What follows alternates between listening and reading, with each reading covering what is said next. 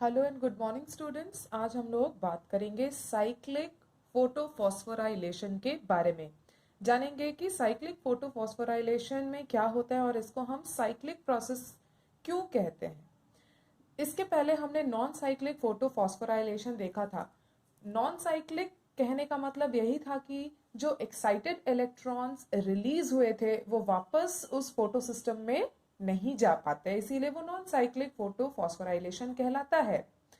Cyclic photophosphorylation में हम ये देखते हैं कि जब इलेक्ट्रॉन पेयर एक्साइटेड होकर अपने रिएक्शन सेंटर को लीव करता है तो वो वापस से अपने फोटो सिस्टम में आ जाता है।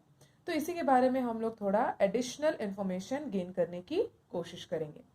तो यहाँ पे हम कह सकते हैं कि एक और पाथवे है जिसको हम साइक्लिक फोटोफॉस्फोराइलेशन कह रहे हैं, जो कि एटीपी जनरेट करने का एक माध्यम है। इस पाथवे में हम क्या देखते हैं कि जो एक्साइटेड इलेक्ट्रॉन्स है वो वापस से फोटो सिस्टम में आ रहे हैं और इसीलिए इसको साइक्लिक फोटोफॉस्फोराइलेशन कहा जा रहा है। इस फोटोफॉस्फोराइलेशन में सिर्फ PS1 इन्वॉल्व होता है, इसमें हम PS2 नहीं देखेंगे। जब भी एक पेयर ऑफ इलेक्ट्रॉन एक्साइटेड होता है वो रिएक्शन सेंटर क्लोरोफिल ए या P700 हम जिसको कहते हैं PS1 का, उसको लीव करके पास ऑन करता है। वो आगे बढ़ता है थ्रू इलेक्ट्रॉन ट्रांसपोर्ट चेन।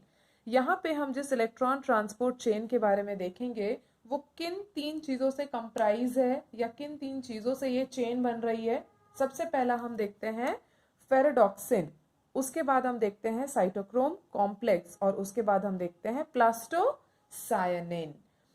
अब इतना लंबा दौर तय करने के बाद ये इलेक्ट्रॉन्स फाइनली PS1 में वापस आ जाते हैं।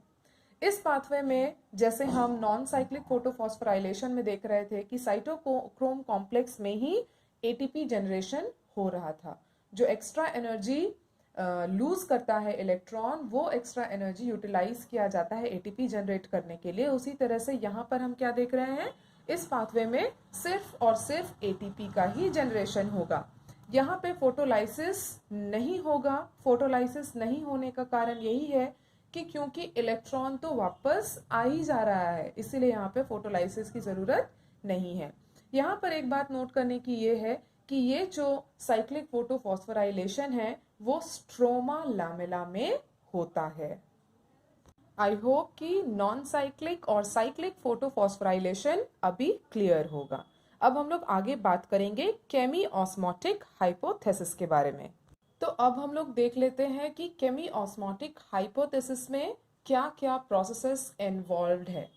बेसिकली जब हम केमी ऑस्मोटिक हाइपोथेसिस को देखते हैं तो यहाँ पर एक बात हमें ध्यान में रखनी है कि जब भी फोटोसिंथेसिस होता है, या हम कह सकते हैं कि फोटोसिंथेसिस में एटीपी का सिंथेसिस जो होता है वो हमेशा लिंक्ड होता है प्रोटॉन ग्रेडियंट से। थाइलाकॉइड के मेम्ब्रेन के अंदर या बाहर प्रोटॉन ग्रेडियंट का डेवलपमेंट होना, high concentration gradient of proton, low concentration gradient of proton, और यही ग्रेडियंट केमी ऑस्मोटिक हाइपोथेसिस में काम करता है।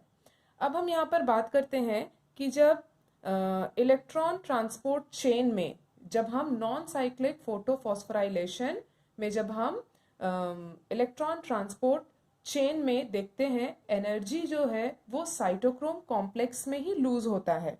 जो इलेक्ट्रॉन एक्साइटेड इलेक्ट्रॉन्स हैं वो अपनी एनर्जी कहाँ पे लूज कर रहे हैं, साइटोक्रोम कॉम्प्लेक्स में ही लूज कर रहे हैं।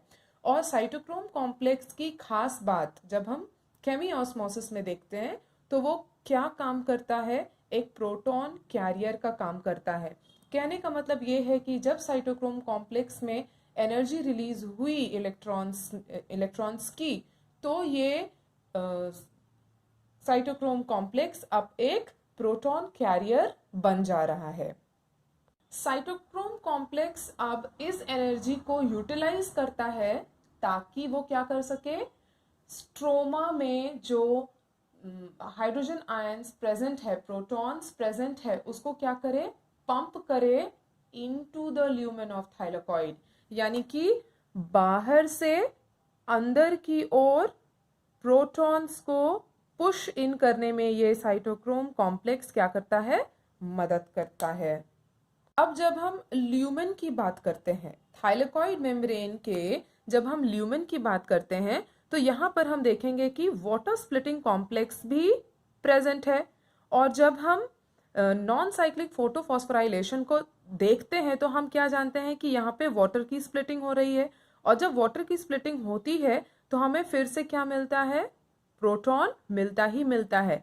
यानी कि ऑलरेडी इस ल्यूमेन में प्रोटॉन प्रेजेंट है, और जब साइटोक्रोम कॉम्प्लेक्स बाहर से प्रोटॉन्स को पंप इन करता है तो यहाँ पे प्रोटॉन का ग्रेडियंट क्या होगा, ये इंक्रीज कर जाएगा, बढ़ जाएगा।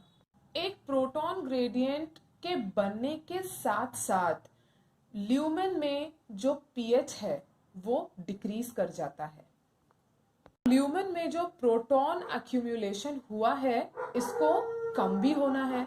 यानी कि यहाँ पर अब बारी आती है ट्रांस मेम्ब्रेन चैनल्स की।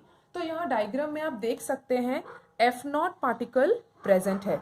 तो इस थाइलेकॉइड मेम्ब्रेन में ये F0 पार्टिकल जो प्रेजेंट है ये एक फैसिलिटेशन का काम करता है, ये हेल्प करता है फैसिलिटेटेड डिफ्यूजन का, ताकि क्या हो सके, अंदर ल्यूमेन में जो कंसंट्रेशन ग्रेडियंट बढ़ गया है प्रोटॉन का उसको क्या करे, कम कर सके। कैसे, ये इन प्रोटॉन्स को पंप आउट करता है फ्रॉम द ल्यूमेन और इसको स्ट्रोमा में भेज देता है।